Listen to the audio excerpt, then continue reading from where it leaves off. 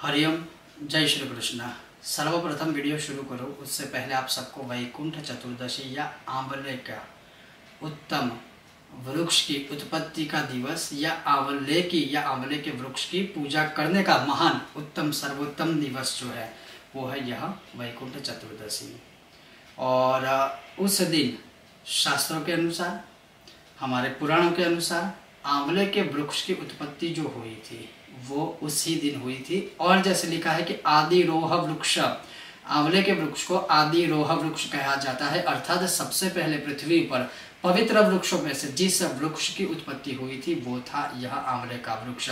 और जैसे पुराणों में लिखा हुआ है, सुत जी कहते हैं कि कार्तिक शुक्ल की चतुर्दशी को जो कोई भी मनुष्य आंवले के वृक्ष की पूजा करता है या आंवले की पूजा करता है, आंवले का सेवन करता है, जल में आंवला डालकर स्नान करता है, आंवले को अर्घ्य देता है, आंवले की छाया में बैठता है, आंवले की छाया के नीचे बैठकर व्रत जप तप कथा श्री हरि के साथ लक्ष्मी जी की पूजा करता है, उनके सभी पापों को भगवान श्री हरि हर लेते हैं, दूर करते हैं और उसके घर में स्थायी रूप से श्री हरि निवास करते हैं। लक्ष्मी जी की उसे पूर्ण कृपा प्राप्ति होती है, पितरों की पूर्ण कृपा प्राप्ति होती है। किंतु आंवले की वृक्ष की उत्पत्ति हुई कैसे थी उसके विषय में संक्षिप्त जो कथा है वो आज इस वीडियो में आपको मैं सुनाऊंगा।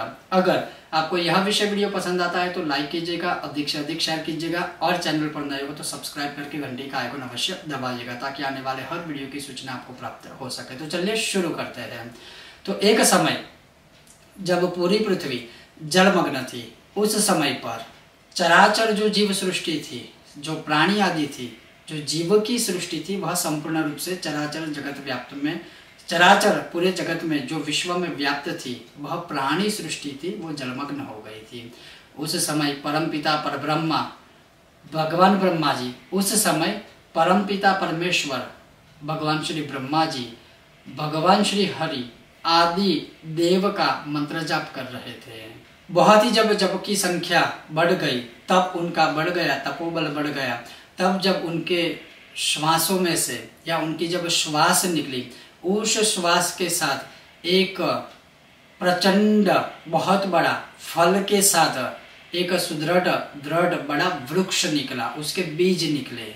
और उनकी आंखों से, उनके श्वासों से जो बीज निकला था, श्वासों से जो बीज निकला था, प्रेम भरी आंखों से, तपश्चर्या के कारण जो आंखों में से पानी निकलता है, जो अश्रु निकले थे, वह सारे जो बूंद थे अश्रुओं के, आंसुओं के और श्वास से निकला हुआ जो बीज था वह पृथ्वी पर गिरा। और उसी अश्रुबुंद से और श्वासों से द्वारा निकला हुआ जो बीज था उसी से बहुत बड़ा वृक्ष निकला। उसकी बहुत बड़ी शाखाएं थी, उस शाखाओं पर बहुत बड़े भरपूर मात्रा में आंवले के फल थे।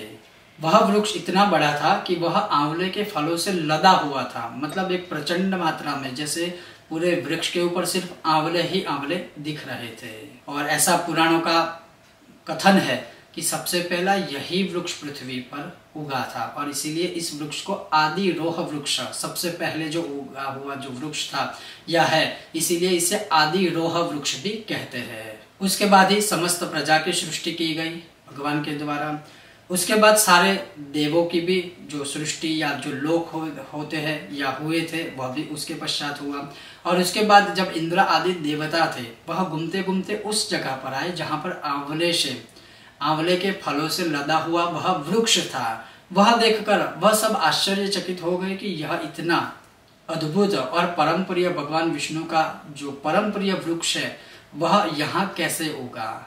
उसी समय आकाशवाणी हुई कि यह जो वृक्ष आप देखकर आश्चर्यचकित हो रहे हो यह भगवान विष्णु का परम प्रिय वृक्ष है, उसमें कोई संदेह ना रखे, उसमें कोई आश्चर्यचकित ना हो।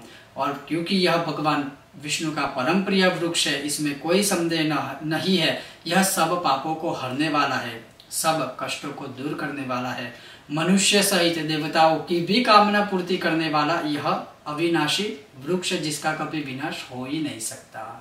आकाशवाणी में भगवान ने कहा कि यह एक ऐसा वृक्ष है जिसके दर्शन से गोदान का फल मिलता है, जिसके स्पर्श से अश्वमेध यज्ञ का फल मिलता है और जिसको खाने से इतना पुण्य मिलता है जो अक्षय हो जाता है। और इसीलिए हर एक मनुष्य सहित देवताओं को अवश्य वैकुंठ चतुर्दशी को इस वृक्ष की पूजा करनी चाहिए। जो कोई भी मनुष्य अपनी कामना हेतु इस वृक्ष की पूजा करता है, इसकी शाखा की पूजा करता है, इसका दर्शन करता है, इसका स्पर्श करता है, उसे अवश्य ही सभी प्रकार की कामनाओं की पूर्ति मैं करता हूँ। अर्थात भगवान श्री हरि की कृपा से उसकी सब कामना पूर्ण होती है, इसमें कोई संदेह ना रखें। यह भगवान ब्रह्मा जी के तपोबल से, प्रेम रूपी अश्रुओं से पृथ्वी पर गिरी हुई प्रेम रूपी जो अश्रु रूपी बूंद थी, उसी से भगवान विष्णु का यह परम प्रिय आंवले का वृक्ष उत्पन्न हुआ है। इसीलिए इसे मैं आदि रोह का वरदान देता हूँ, अर्थात सबसे पहले पृथ्वी पर उगने वाला वृक्ष का वरदान देता हूँ। इस आंवले के वृक्ष को आदि रोह के नाम से जाना जाएगा और इसी वृक्ष के सान्निध्य में कोई भी व्रत, पूजा पाठ, कथा, दान, ब्रह्म भोजन आदि करवाएगा, उसकी समस्त कामनाएं अवश्य ही भगवान श्री विष्णु पूर्ण करेंगे, इसमें कोई संदेह नहीं है। तो यह जो संक्षिप्त कथा है वह हमारे शास्त्रों में दी गई है, पुराणों में दी गई है।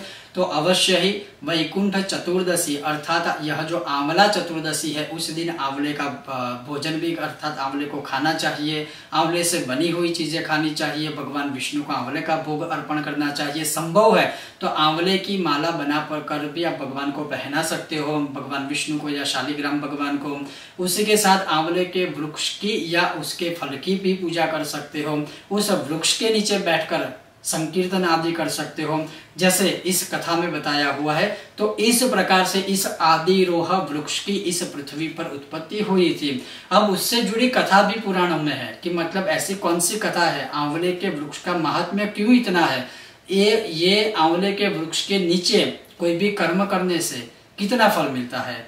अवश्य देखिए यह श्रृंखला, आने वाले दूसरे भाग में आपको इसकी मैं कथा सुनाऊंगा और आंवले के वृक्ष के ऊपर ही और बहुत 3-4 मतलब वीडियो में लाऊंगा जो सबके लिए कल्याणकारी हितकारी होंगे। तो ये था आज का एक संक्षिप्त विषय और वीडियो, आंवले की उत्पत्ति की कथा। आपको यह विषय, यह कथा कैसी लगी अवश्य मुझे बताएगा। और अगर आपको यह विषय वीडियो पसंद आए तो बिना भूले लाइक कीजिएगा, अधिक से अधिक शेयर कीजिएगा और चैनल पर नए हो सब्सक्राइब करके घंटी का आइकन अवश्य दबाइएगा। बहुत जल्द मिलते हैं नए विषय और इसी से जुड़ी एक कथा के साथ। ओम गणेश, जय श्री कृष्ण, श्रीमन नारायण।